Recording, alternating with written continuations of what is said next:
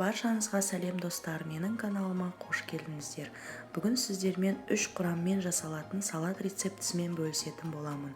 Видеоны соңына дейін қараңыздар.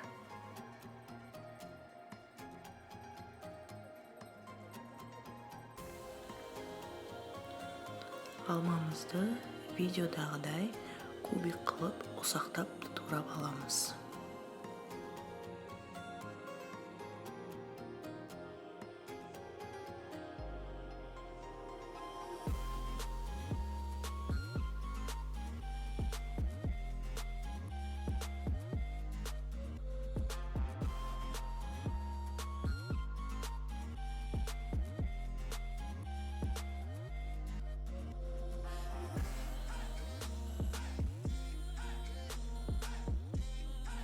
Енді қызылшамызды үкіштен өткізіп аламыз.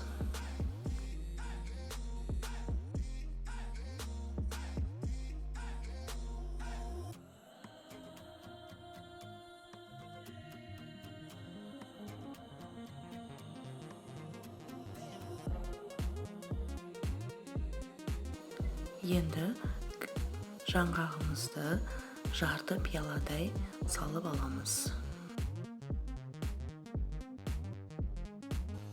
Жақсылап тұрып, бір келкі болғанға дейін араластырып шығамыз.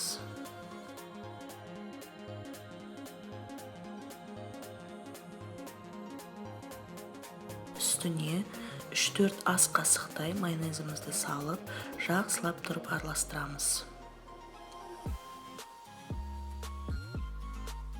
Дәміне қарай тұзымызды себелеп шығып, тағы да араластырамыз.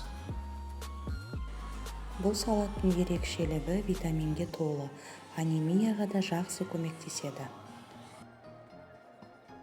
Міне достар, салатымызды тарелкаға салып алдым.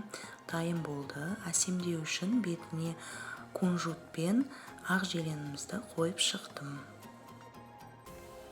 Жанұяларыңызға жасап беруге кеңес беремін. Барлықтарыңыздың астарыңыз дәмді болсын. Менің каналыма тіркеліп, лайк басып, подписаться етуді ұмытпаңыздар. Қош сау болыңыздар.